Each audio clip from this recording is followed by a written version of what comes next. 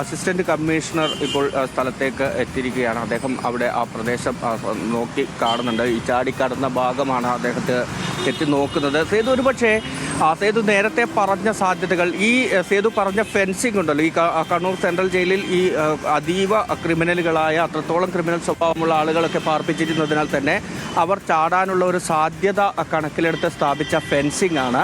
ആ ഫെൻസിങ് ഈ മതിലിന് മുകളിൽ ഏകദേശം 4-5 അടിയോളം ഉയരമുള്ള ഫെൻസിംഗ് ആണ്. അതിൽ ചെറിയ ഒരു ഗ്യാപ്പ് മാത്രമായിട്ടാണ് ഈ അതിൻ്റെ കമ്പികൾ കടന്നു പോകുന്നത്. അപ്പോൾ എങ്ങനെ ഈ ജയിലിനകത്ത് നിന്ന് ഇയാൾ ഈ മതിലിന് മുകളിലേക്ക് എത്തി എന്നൊരു സംശയമുണ്ട്. മാത്രമല്ല ആ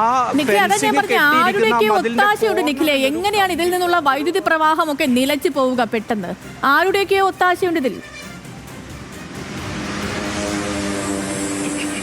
ഇതിന് മുകളിലേക്ക് എങ്ങനെ ഗോവിന്ദച്ചാമി കയറുന്നു എന്നുള്ളത് ഒരു സംശയമാണ്. സേതു കാണാം, ആ ഫെൻസിങ് കെട്ടിയതിൻ്റെ കോർണറിലുള്ള ഒരു GI പൈപ്പ്, ആ പൈപ്പിനോടാണ് ഇയാൾ താഴേക്ക് ചാടാനുള്ള കയർ കെട്ടിയിട്ട് കാണുന്നത്. അപ്പോൾ അതുവരെ അങ്ങനെയെങ്കിൽ അയാൾ ഈ മതിലിന് മുകളിൽ കയറി നിന്നതിന് ശേഷം ആ കയർ വഴി താഴേക്ക് ഇറങ്ങാനുള്ള സാധ്യതയാണ്. പക്ഷേ നമ്മൾ ഈ കാണുന്ന ഫെൻസിങ് അത് കടന്ന് എങ്ങനെയാണ് ജയിലിനകത്ത് നിന്ന് ഇയാൾ ഈ മതിലിന് മുകളിലേക്ക് എത്തിയിട്ടുണ്ടാവുക എന്നുള്ളതൊരു സംശയമാണ്. ഏതായാലും പോലീസ് ഉദ്യോഗസ്ഥരെല്ലാം തന്നെ ഇവിടേക്ക് എത്തുന്നു. അതിൻ്റെ സാധ്യതകളെല്ലാം പരിശോധിക്കുകയും ചെയ്യുന്നു. കൂടുതൽ ഉദ്യോഗസ്ഥർ അവിടേക്ക് എത്തുന്നത് നമുക്ക് ദൃശ്യങ്ങളിൽ കാണാം. അവരുടെ പരിശോധന നടക്കുന്നുണ്ട്, മനസ്സിലാക്കാം. നിഖിൽ കുറച്ചുകൂടി വിവരങ്ങൾ നൽകുക. നിഖിലേക്ക് മടങ്ങി എത്താം.